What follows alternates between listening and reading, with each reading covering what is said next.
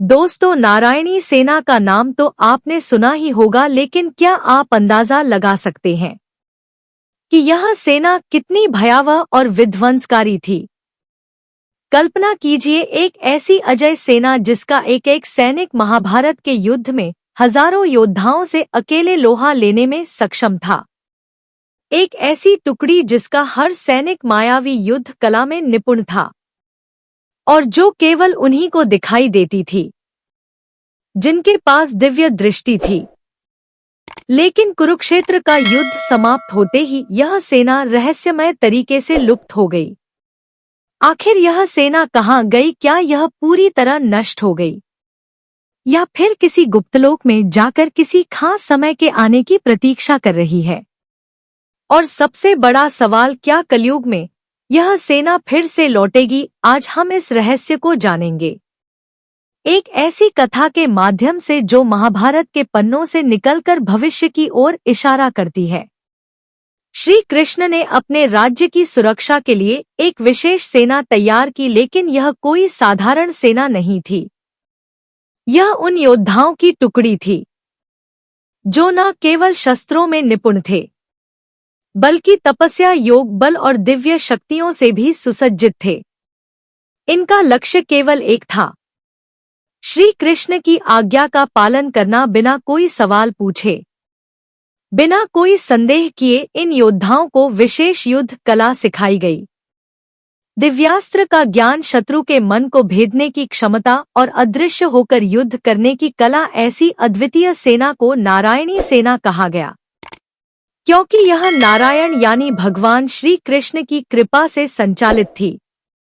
जब महाभारत का युद्ध तय हो गया तो दोनों पक्षों को अपनी सेनाएं जुटानी थी। दुर्योधन और अर्जुन दोनों सहायता मांगने के लिए द्वारिका पहुंचे, लेकिन जब वे श्री कृष्ण के पास पहुंचे तो कृष्ण विश्राम कर रहे थे। जब श्री कृष्ण जागे तो दोनों ने श्री कृष्ण को अपनी तरफ से युद्ध लड़ने को कहा। यह सुनकर कृष्ण ने कहा, मैं तो किसी एक के ही साथ हो सकता हूँ। अब उन्होंने दोनों को एक कठिन चुनाव दिया। उन्होंने कहा, एक और मैं स्वयं हूँ, लेकिन मैं इस युद्ध में कोई शस्त्र नहीं उठाऊंगा। और दूसरी ओर है मेरी नारायणी सेना जो अजय और अपराजय है। दुर्योधन नारायणी सेना की शक्ति को अच्छे से जानता था। वह तुरंत बोला, मुझे नारायणी सेना चाहिए। उसे लगा कि एक अकेला निहत्था था, श्री कृष्ण किसी काम का नहीं। लेकिन अर्जुन मुस्कुराए और बोले, मुझे आप चाहिए प्रभु। यहीं पर तय हो गया था कि धर्म की विजय होगी, क्योंकि बल से अधिक बुद्धि और ईश्वर का साथ महत्वपूर्ण होता है। और नारायणी सेना शक्तिशाली तो थी, लेकिन इतनी भयावह और विध्वंसकारी सेना का नेतृत्व सही से तो केवल कृष्ण ही कर सकते थे। वह कृष्ण के नेतृत्व के बिना अधूरी थी। कहा जाता है कि इस सेना में श्री कृष्ण के 18,000 साथी भी थे, जो सब महान योद्धा थे। महाभारत युद्ध में नारायणी सेना कौरवों की ओर से लड़ी। इनके योद्धा अद्वितीय थे। वे मायावी अस्त्रों का प्रयोग कर सकते थे, शत्रु की मानसिकता को प्रभावित कर सकते थे और इतना अनुशासित युद्ध करते थे कि इन्हें हराना असंभव लगता था। भीम, सात्यकी और अर्जुन ने मिलकर इनका घोर संहार किया, लेकिन फिर भी यह सेना अपनी आखिरी सांस तक लड़ी। लेकिन दोस्तों, असली रहस्य तो इसके बाद शुरू हुआ। युद्ध के बाद यह सेना कहाँ गई? महाभारत युद्ध समाप्त हुआ, श्री कृष्ण द्वारका लौट गए, लेकिन युद्ध में बची हुई नारायणी सेना का कोई नामो निशान नहीं था। क्या वे युद्ध में पूरी तरह समाप्त हो गए थे?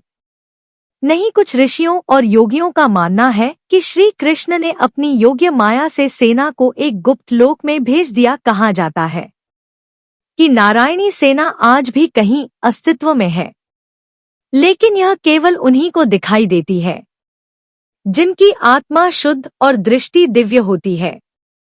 कुछ कहते हैं कि यह सेना गोलोक चली गई, जहां यह श्री कृष्ण के आदेश की प्रतीक्षा कर रही है। कुछ ग्रंथों में लिखा है कि यह सेना एक अलग आयाम में जाकर तपस्या कर रही है। और जब कलयुग में अधर्म चरम पर पहुंचेगा तब यह पुनः प्रकट होगी नारायणी सेना की रहस्यमय शक्तियां। इस सेना के बारे में कहा जाता है कि इनके पास सामान्य योद्धाओं से अलग शक्तियां थी। यह दिव्य दृष्टि वालों को ही दिखाई देती थी। यह मन के विचार पढ़ सकते थे और दुश्मनों को भ्रमित कर सकते थे। इन्हें किसी अस्त्र से मारा नहीं जा सकता था, क्योंकि यह योग बल से स्वयं को सुरक्षित कर सकते थे।